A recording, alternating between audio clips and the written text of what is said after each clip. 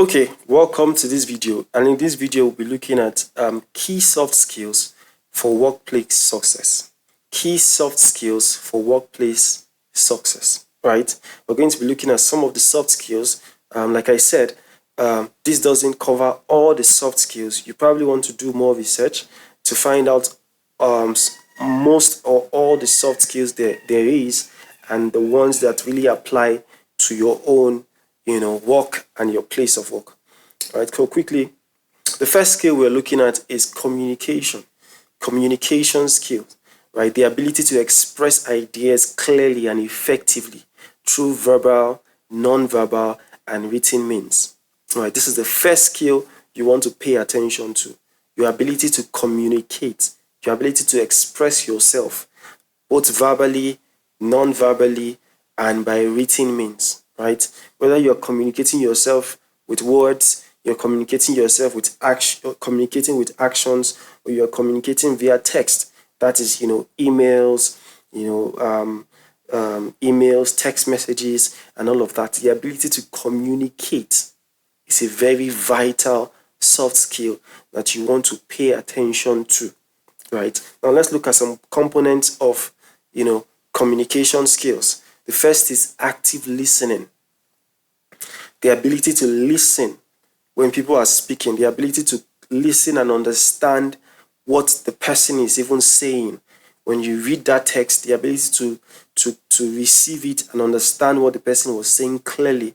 When you are listening to someone speak, the ability to be patient enough to be interested and know what the person is saying. Right? That is active listening. You must be able to listen actively, paying attention to what the person is saying, right? Active listening. The next component is feedback delivery. Your ability to give a feedback after listening. These are components of communication skills, and they are things that you develop as you go and as you grow, right? And some people are born, with heightened abilities in these areas, but it can be developed. Right? It can be developed. Your active listening, your feedback delivery. The next is your persuasive speaking. The ability to speak in such a way that you persuade somebody to do something. Right? Persuasive speaking. Right? These are important components of your communication skills. Clear email writing, like I said before, the ability to write a text, write an email, compose an email in such a way that it carries the exact thoughts that you want to pass across. These are very important things that you must note in your communication skills. Communication skills are skills that till this day, a lot of people pay large sums of money to learn, right? You never stop learning these things, right? At some point, you might become a master, but you never stop learning. You never stop learning, right? Why is this important? It's because poor communication leads to misunderstanding, low productivity, and conflict, right? Poor communication leads to misunderstanding in the workplace. It leads to low productivity, and ultimately it will lead to conflict, which will ultimately also lead to poor or reduction in revenue for the organization. So you see that these skills are very important. Remember, we talked about value.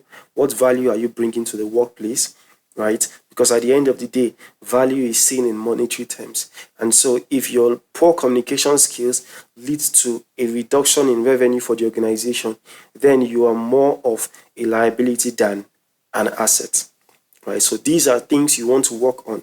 Your communication skills, the ability to communicate, the ability to pass a thought, the ability to actively listen and get feedback and give your own feedback. This is communication. The next skill we're going to be looking at is emotional intelligence, which we call EQ, right? It is the capacity to manage and express one's emotion and to handle interpersonal relationships judiciously and empathetically. Right? All that is saying the ability to handle your emotions, the ability to be in tune with the emotions of others, the ability to be empathetic, right? To handle interpersonal relationships. This is what emotional intelligence is. Are we together? Right? Your capacity to understand, manage, and express your emotions first, and your capacity to be in tune and understand the emotions of others. This is emotional intelligence. Right? This is a very powerful and important tool, skill that will help you thrive in the workplace. Because in the workplace, there are a lot of temper, plays. And if you are not able to manage your emotions, things can go out of hand. Right? So let's look at some components of emotional intelligence. The first we look at is self-awareness, the ability to be aware of yourself. Know who you are, know your capabilities, know your strengths, know your weaknesses, know what brings stress to you, know how to manage your stress, right? Emotional intelligence, self-regulation and motivation, empathy, social skills. These are very important skills that we must have. These are important components that helps to complement our emotional intelligence. Like I said, these skills help you thrive in the workplace. You can't be somebody in the workplace that says, me, I just say my mind. I say it how I like, how I feel it. You can't be that kind of person.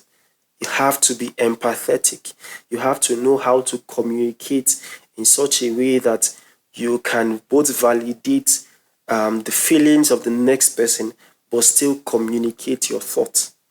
Emotional intelligence. Now, why is it important? Emotional intelligence contributes to stress management, team harmony, and leadership effectiveness.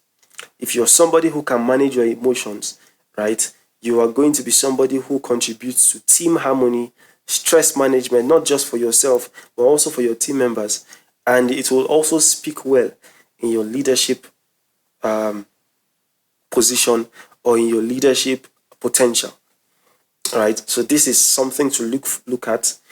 The third is teamwork, your ability to collaborate with others. That's collaborative skill, right? Your ability to collaborate with others towards a common goal. Now, I've seen a lot of people who are not able to thrive in this area of teamwork. A lot of, let's say, for example, first-class students who thrive as solo, solo excellent people, right? Sometimes they find it hard to collaborate. And so you want to be able to collaborate with people. That is what organization is about. Organization is not a one-man thing. You have to be able to collaborate with people for a common goal. And some components for teamwork, cooperation, conflict resolution, supportiveness, shared responsibility. That is key. Shared responsibility, the ability to, see that a responsibility is shared amongst everybody and support one another. Cooperate, support one another. That is teamwork. Why is it important? Teams with good synergy accomplish goals faster and more effectively. That's something to note. Teams that have good synergy amongst them, they accomplish their goals faster and they are more effective, which at the end of the day will return in increase in revenue for the organization. So this is why these skills are very important. They are very important. The next skill is your adaptability. Adaptability, the ability to adjust to new conditions and expectations quickly and efficiently. Your ability to adapt to new conditions and expectations quickly and efficiently. This is something that you must have because of the world we are in. There are multiple changes, and these changes are fast because of technology, because of the evolution of technology and the interest of people and the economic conditions. Now, every organization would have to adapt. Therefore, the workers, the employees too, also have to adapt quickly. So your ability to adjust quickly to new conditions and expectations quickly and efficiently is called adaptability. That this is the way it has always been done, but now because of the change in environment, change in technology, change in circumstance, you need to adapt. There is need for a change, and you need to adapt to that change quickly and efficiently. Some components of adaptability, we talk about flexibility, You have to be flexible enough, yet also resilient, yet open to change, and also open to continuous learning, right?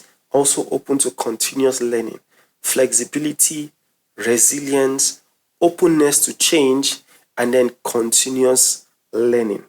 Now let's look at the importance of adaptability. Like I said, in a fast-changing work environment, adaptability is essential for survival and success. Right? This adaptability is one thing that separates, would always separate, the different categories of, employees. Those who cannot adapt would always be, relieved of their job. Right? So you have to be able to adapt, be flexible enough, be resilient enough, be open to change, and continuous learning. This is adaptability. All right, the next skill we're looking at is problem-solving skill. Problem-solving skill. As the name goes, the ability to identify solutions to specific challenges and obstacles. That is a problem-solving skills. We like to look at ourselves as kings, as solution providers, right? You have to see yourself as a solution provider. You are here to provide solutions, not to create problems, right? Nobody wants to employ somebody who is going to be creating problems for his organization. So you have to see yourself first as a solution provider, somebody who can identify problems and create solutions to solve those problems. Now, some components for that is analytic thinking, the ability to be able to analyze the problem and create a solution, creativity, decision making, logical reasoning. These are components of your problem-solving skills, right? Sometimes when you go for your interview, the interviewer will pose a problem to you and ask you to provide a solution, right? Just to test your problem-solving skills. Now, why is this important? It's because employers value individuals who can independently solve problems and make sound judgment. So employers would always value individuals who can independently solve problems and make sound judgments, right? So you have to be somebody who can solve the problem. Not all the time, you take the problem and go to your boss. There's a problem. Every time you take the problem and go to your boss, then your boss would not, he doesn't see the need why he's paying you, right? So you have to be able to solve problems, take decisions, make sound judgments, right? Not every time you take the problem to your boss and he tells you what to do. You too, you have to also be able to take initiative, reason, and solve a problem, right? So that's problem-solving skills. The sixth is time management, very critical. Time management skills, right? These are very important skills that you must learn, right? Your ability to organize, plan, how to divide your time between activities. It's your time management skills, right? As you go and as you grow, you begin to do a lot. And so if you lack these time management skills, it will also show in your productivity, right? Because your deliverables will increase even as you go higher in rank, right? So your time management skills is very important. This is your ability to organize, plan, how to divide your time between activities effectively, right? Time management skills. Now, some components of time management, the ability to prioritize, to set goals, to schedule your day, and avoid procrastination, right? Prioritization, goal setting, scheduling, avoiding procrastination. These are components. You can't be somebody who is always procrastinating. And so because if you've done your prioritization well, and then your goal setting, and then your scheduling, you would ultimately avoid procrastination. Now, there are some times when events happen, you have to now move your schedule, but it shouldn't be every time. The next is and so why is this important? Is because proper time management leads to improved productivity and reduced stress. If you always find yourself in a position of stress, always doing very urgent things, in the last minute, you realize that you have poor time management, right? And these are things that you will continuously learn. You can take courses on learning of this, and I assure you that these skills will help you thrive in the place of work. All right, so the next is work ethic, a set of values centered on the importance of doing work and reflected especially in a desire or determination to work hard. The summary of that is the ability to work hard. All right, I know that in this age we say do not work hard, work smart, but that's not the case. You have to both work hard and work smart. In this day and time, you have to both work hard and work smart at the same time, right? There is a threshold for working hard, right, which you switch into working smart, but you must first work hard. You must first work hard. You can't just work smart all your life. You must work hard and work smart. They go hand in hand. Now, some components of work ethic, we're looking at responsibility, reliability, integrity, and diligence. Responsibility, reliability, integrity, and diligence. You must be somebody that can be relied on. You must be competent. You must be somebody who, your boss can go to bed and say, this person is available, and so I can sleep.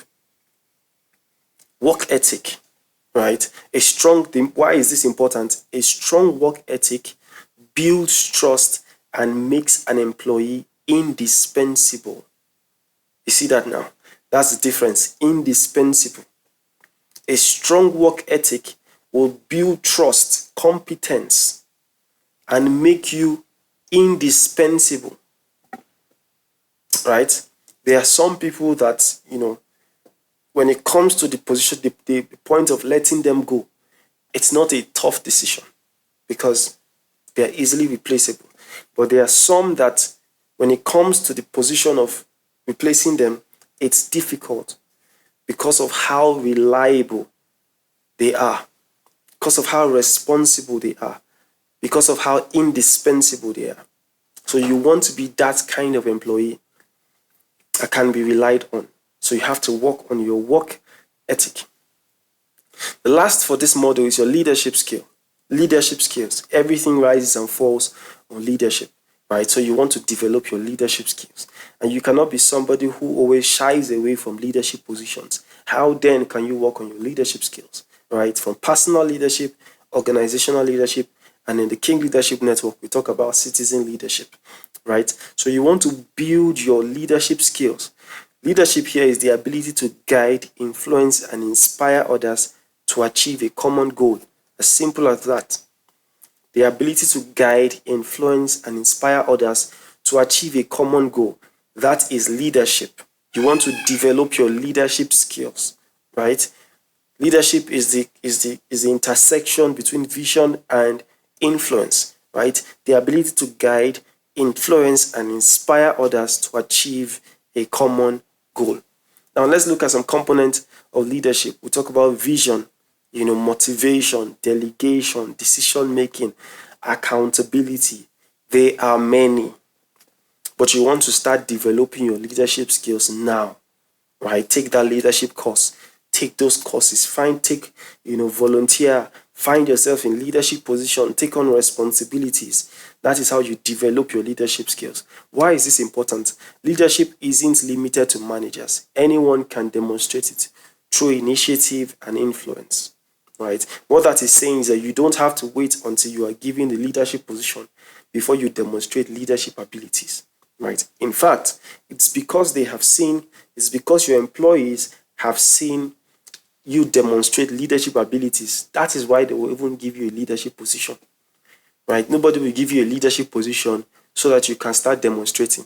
They've seen you demonstrate leadership abilities, then they give you leadership positions, right? So you want to improve on your leadership abilities. These are soft skills. Like I said, there are quite a number of them, but we'll be looking at just 8 for this model, right? Like I said, your degree may get you the job, but your soft skill will determine how far you go. All right, I'll see you in the next video. Thank you very much.